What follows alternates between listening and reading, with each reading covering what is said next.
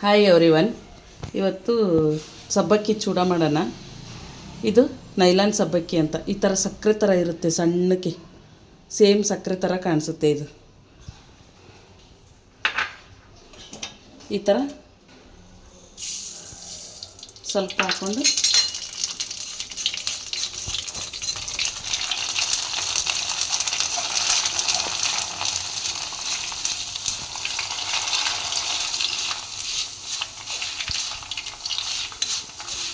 ಈ ಥರ ಅಳ್ಕೊಳ್ಳುತ್ತೆ. ಫ್ರೈ ಮಾಡ್ಕೋಬೇಕು ಇದನ್ನು.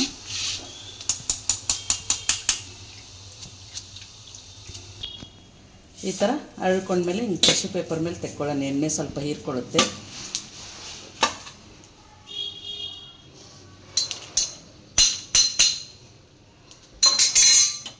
ಮತ್ತು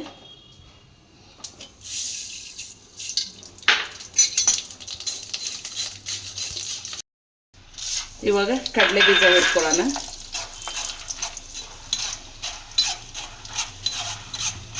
ಸ್ವಲ್ಪ ಕೆಂಪಾಗೋವರೆಗೂ ಹುರ್ಕೋಬೇಕು.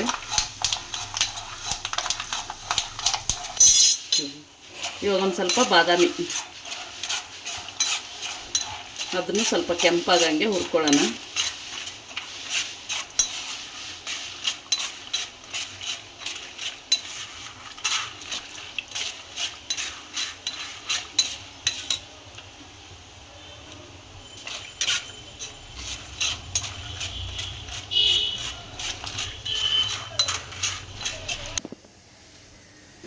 ಇವಾಗ ಬಾದಾಮಿ ಸ್ವಲ್ಪ ಕೆಂಪು ಹುರಿದು ತೆಕ್ಕೊಂಡಿದ್ದೀನಿ.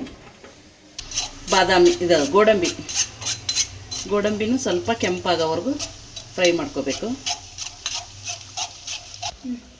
ಇವಾಗ ಗೋಡಂಬಿನೂ ಕೆಂಪಗಾಗೈತೆ, ತೆಕ್ಕೊಬಿಡೋಣ ಅದನ್ನು. ಇವಾಗ ಒಂದು ಸ್ವಲ್ಪ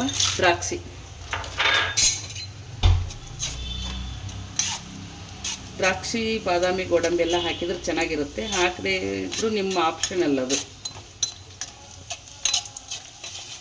ಇವಾಗ ದ್ರಾಕ್ಷಿನೂ ಹುರಿದಾಯ್ತು, ತೆಕ್ಕೊಳ್ಳೋಣ. ಇವಾಗ ಒಣ ಕೊಬ್ಬರಿ ಸಣ್ಣಕ್ಕೆ ಉದ್ದಕ್ಕೆ ಹೆಚ್ಚಿರೋದು, ಅದನ್ನು ಫ್ರೈ ಮಾಡ್ಕೊಳ್ಳೋಣ. ಒಣ ಕೊಬ್ಬರಿ ಬೇಗ ಕೆಂಪಾಗುತ್ತೆ, ಸೀದೋಗ್ಬಿಡುತ್ತೆ. ಸ್ವಲ್ಪ ಮೀಡಿಯಮ್ ಫ್ಲೇಮಲ್ಲಿ ಇಟ್ಕೊಂಡು ಹುರಿಬೇಕು ಇದನ್ನು. ಯಾವಾಗಲೂ ಮಂಡಕ್ಕಿ ಅವಲಕ್ಕಿ ಈ ಥರ ಮಾಡ್ಕೊಂಡು ತಿನ್ನೋದಕ್ಕಿಂತ ಇದನ್ನೊಂದು ಸತಿ ಮಾಡಿ ನೋಡಿ, ಟ್ರೈ ಮಾಡಿ, ಚೆನ್ನಾಗಿರುತ್ತೆ. ಇವಾಗ ಇದು ಕೆಂಪಗಾಗಿದೆ, ತೆಕ್ಕೊಳ್ಳೋಣ.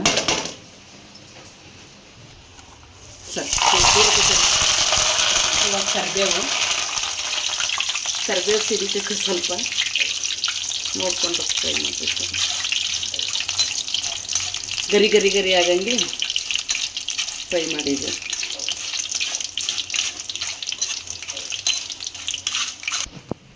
ಇದು ಇವಾಗ ಗರಿ ಆಗಿದೆ, ಇದು ತೆಕ್ಕೊಳ್ಳೋಣ. ಇವಾಗ ಉದ್ದಕ್ಕೆ ಸೀಳಿರೋವು ಒಂದು 4-5ರಿಂದ 5 ಹಸಿಮೆಣಸಿನ್ಕಾಯಿ. ಒಣಮೆಣಸಿನ್ಕಾಯಿ ಹಾಕ್ಬೋದು, ಖಾರದ ಪುಡಿನೂ ಹಾಕ್ಬೋದು. ಅದು ಸ್ವಲ್ಪ ಸಬ್ಬಕ್ಕಿ ವೈಟ್ ಅಲ್ವಾ, ರೆಡ್ ಆಗಿಬಿಡುತ್ತೆ ಅಂತ ಹಸಿಮೆಣಸಿನ್ಕಾಯಿ ಹಾಕ್ತಾಯಿರೋದು. ಸಿಡಿಯುತ್ತೆ, ಸ್ವಲ್ಪ ನೋಡ್ಕೊಂಡು ಫ್ರೈ ಮಾಡಬೇಕು. ಇದು ಇವಾಗ ತೆಕ್ಕೊಳ್ಳೋಣ. ಇವಾಗ ಇದಕ್ಕೆ ಕರ್ದಿರೋ ಸಾಬೂದನ್ನು ಹಾಕ್ಕೊಂಡು ರುಚಿಗೆ ತಕ್ಕಷ್ಟು ಉಪ್ಪು ಹಾಕ್ಕೊಂಡು ಚೆನ್ನಾಗೆಲ್ಲ ಮಿಕ್ಸ್ ಮಾಡ್ಕೋಬೇಕು.